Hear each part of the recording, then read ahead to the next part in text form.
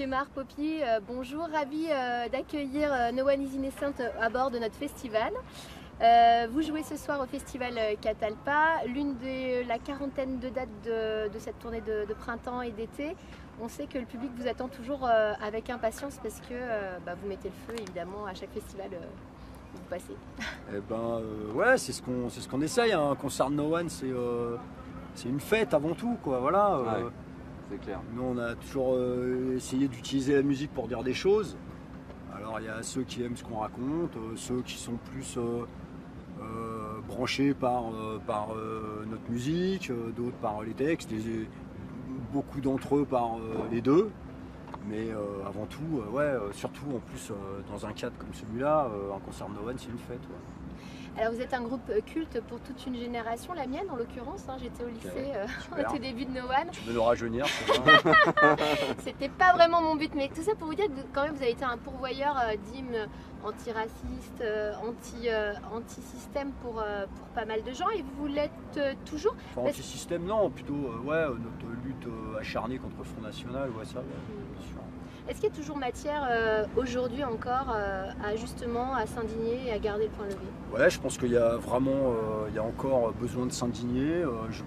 Je pense que quand on voit ce qui se passe en Europe de l'Est notamment, je n'ai pas envie de faire le prof d'histoire, quoi, mais je pense que c'est super inquiétant, quoi, ce qui se passe. Et que même si aujourd'hui le Front National a un peu un genou à terre, la bête est toujours vivante, quoi, donc nous on reste toujours vigilants. Voilà.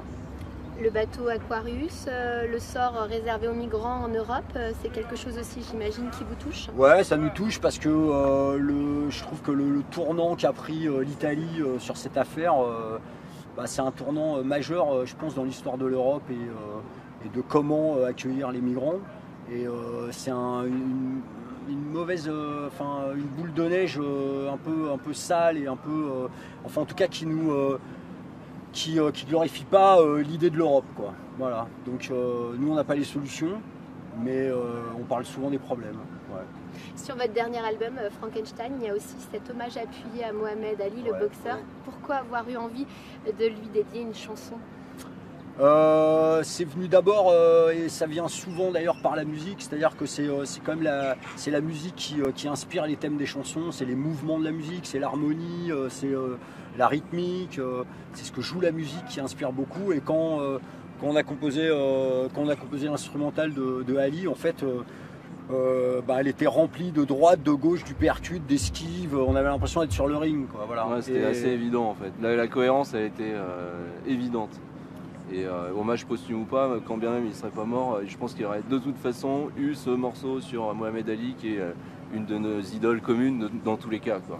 Parce que grand défenseur des droits civiques aussi. Hein. Ouais, exactement, c'est un gars qui a utilisé sa notoriété pour défendre les droits civiques aux États-Unis, pour se révolter contre le Vietnam.